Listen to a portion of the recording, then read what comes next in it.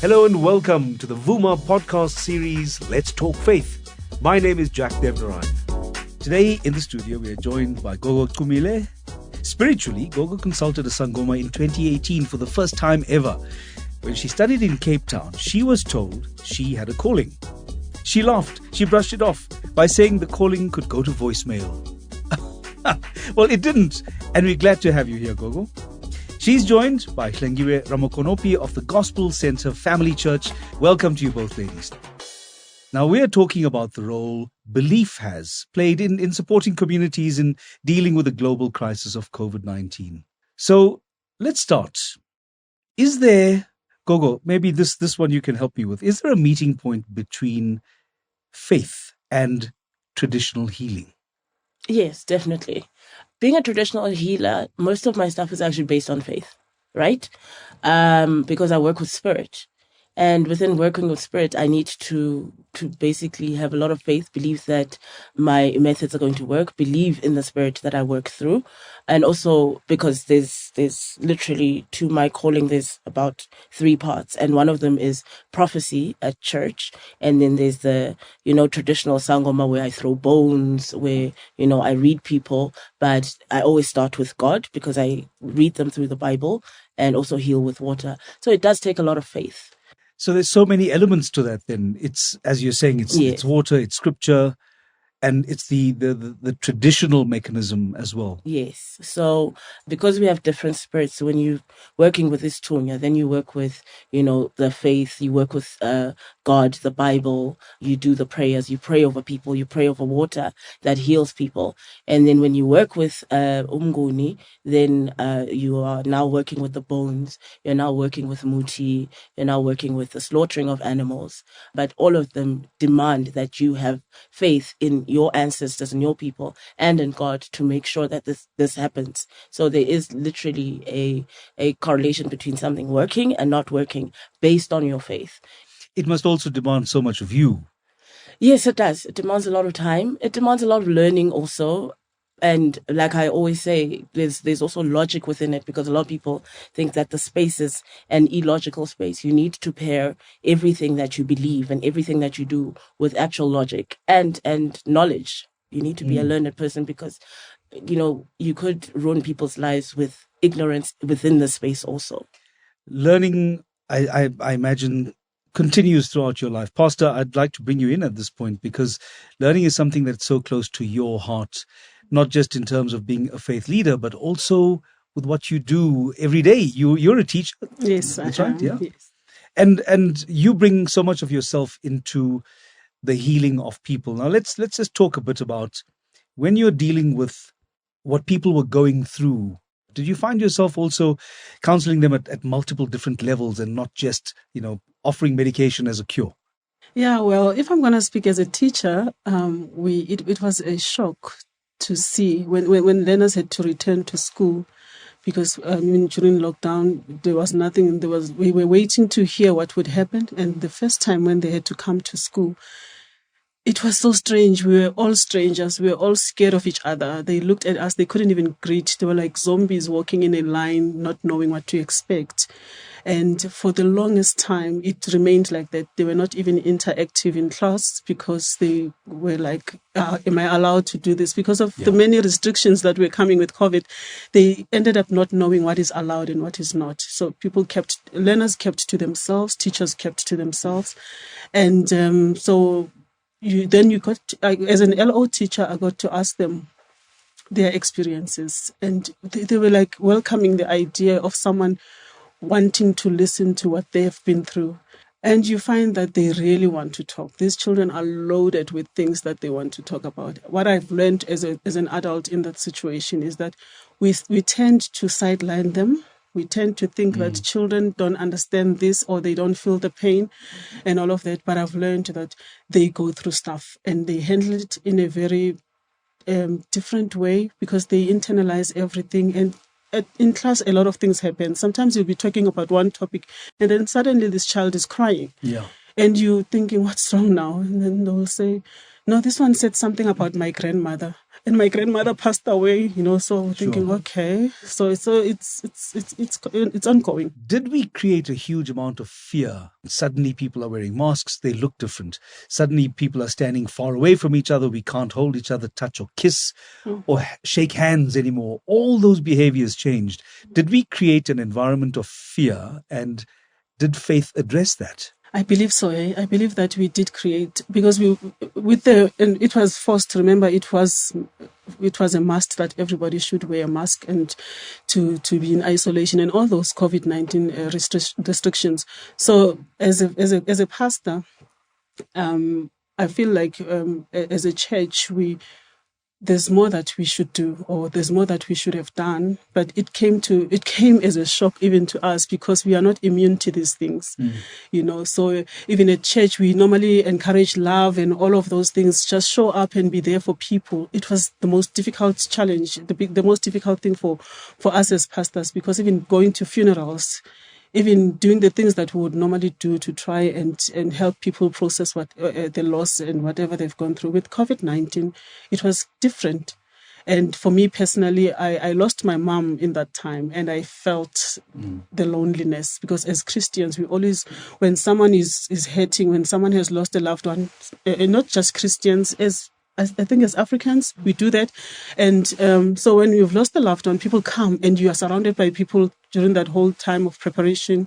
Even afterwards, there'll be people that are there. But when I lost my mother, people could not come. I think COVID-19 created more than just fear. It created a cold South Africa. Yes. We became so cold towards one another, because people felt like a phone call was good enough. And I know of people who had no one to even, because with COVID-19, you would be out of breath, out of strength and all of that. And if people just phone you and say, are you okay? And nobody comes physically to check up on you, people might have died alone because of that. So I feel like none of us were prepared for this. Well, I think we're going to be using faith to get past the fear. And we're in conversation with Pastor and Gogo. We're going to take a brief pause, and we'll be back right after this. Gogo, when we are talking about people's mental health, obviously that's a big concern in the context of talking about COVID and the pandemic. Very true. How do we help people who are still battling with that sense of isolation, or maybe the sense of loss or grief? Where do we start helping people in that space? Okay, yes, a lot of people throughout COVID-19 came back with a lot of anxiety.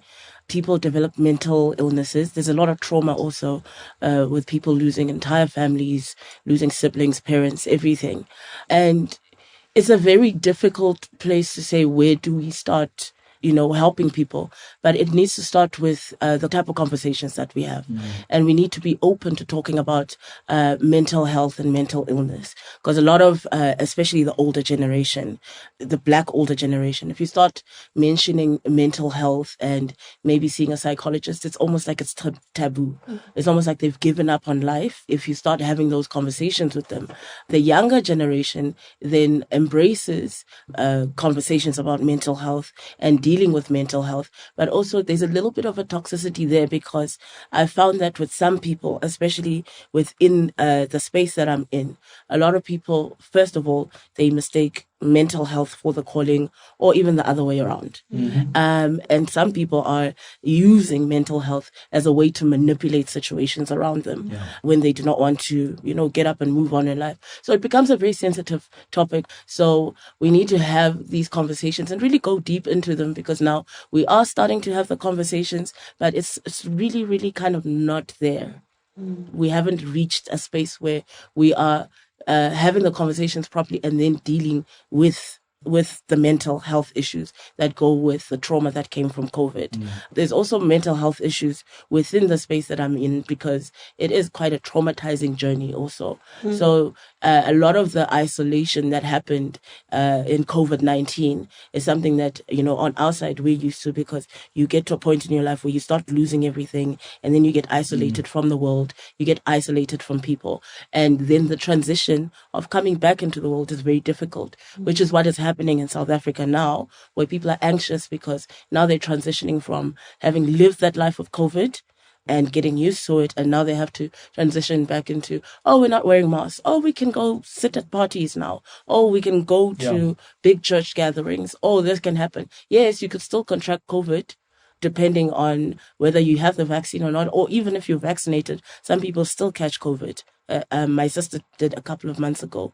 She was vaccinated and she still caught COVID. So everyone is still afraid that, I might be vaccinated. I might still catch COVID. I might still die. But I really want to be out there because I'm so lonely and I'm so anxious. So it's, I think that's a huge area just to pick up on. Pastor, maybe you can tell us through the process of COVID or managing COVID and the process of isolation and lockdown, it's led to a number of associated conditions like the anxiety and a preoccupation perhaps with watching too much TV or, drinking too much alcohol. Do you think we've identified what those areas are, and how do we address those other conditions through faith? What I saw is that this lockdown has made people to form new habits. And those habits now to kick them, because now people have to come out and start relating to people under normal circumstances that we normally go. You go to work and you meet with people. You find that people are finding it difficult because they are used to, even some people go as far as talking to themselves. They are used to being alone so much that they feel they don't need other people, and there to have to undo that. You find, even at church, we experience that where people, when they get to church, they just want to be left alone. Oh. They just want to be around the surrounding. They want to be at church, but they want to be left alone.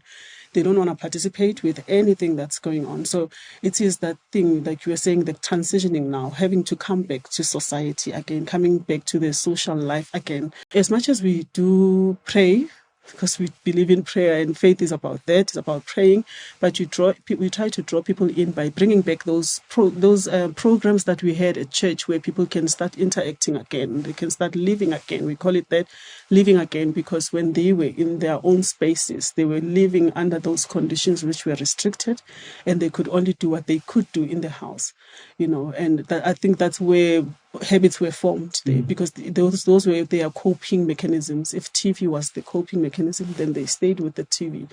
And like in my class, I find that I have learners who are sleeping the whole time. Oh. The whole time, because they will say, "Ma'am, we did not have a concept of time." They were at home the whole day. So whenever they felt like sleeping, they would sleep. So they did not really have the program that now it's time for this and time for this. And so for us at work, it's a challenge. It is a challenge that now we have to let them get used to that thing again. That now we are in class, we do this, and then let's get to the program again. So practically speaking, as a church, we do those programs. As a school, we do the timetables, and we have to reinforce and try to push for them to get used to the way things run. A question that Gogo can also answer. We are not done with COVID yet. Are we so fatigued with dealing with COVID that are we in a space now where we are saying, I don't care anymore. Whatever must happen, must happen. Do you think we are in that kind of space? And how do we address that? We've got to keep going. That's what we say to people. We've got to keep going. At the time, we were so hungry for information. When COVID hit us, nobody thought about it. Nobody expected it to come so quickly. There was COVID in China, and the next thing we have 2 people in South Africa who have COVID, and then it's knocking. Me personally, my husband had COVID, and we saw him every day getting a new symptom, and it was getting worse and worse and worse. And so we've got to keep going. We had to look at the situation and say, what do we do? Because when you go and you get tested for COVID-19, then the doctor says to you, go home, take some vitamins, like this. Yes. So we encourage people that no matter what comes, no matter what knocks on our door, even if we are not prepared, but as a people, if we can just keep in touch, don't lose touch with people, with reality, with who we are. I think that is how we conquered this. That's how we emerged even stronger. I think we are stronger. It shocked us the first time, but I don't think it will shock us the second time. Gogo, what do you think? Are we still battling? Are we still good for the fight? I think there are some people that are fatigued. I think the reality of it is that COVID is here. It is around.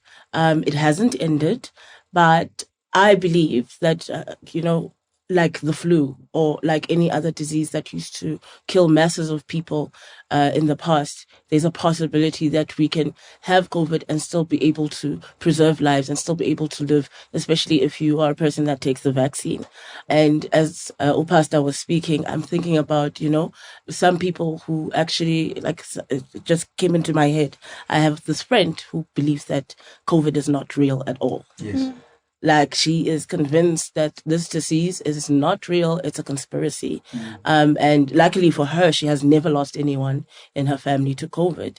So then we still have people like that who refuse to get vaccinated, who refuse, Yes. to see the reality of the pandemic or this disease. It's still ongoing. We still need to take careful measures, but that's becoming a personal thing now. So everybody's like, you know what? Thank God I'm going to that party, but you still need to look out for yourself. Like anything else, like if you're going outside in the middle of winter and it's cold, you are likely to catch a cold. Yeah. So people just need to understand that. Just take the safety measures because this is your life at the end of the day. Well, I'm very glad that we conspired to have you both in studio with us today. Join us again next time on Vooma Podcast, Let's Talk Faith, where we will further unpack the crucial role community, faith and faith leaders have played in helping us all through the ongoing COVID crisis. And remember, COVID-19 has not gone away. And being vaccinated greatly reduces your chances of severe illness, long COVID, hospitalization and even death. Take care, stay safe, and we'll see you next time.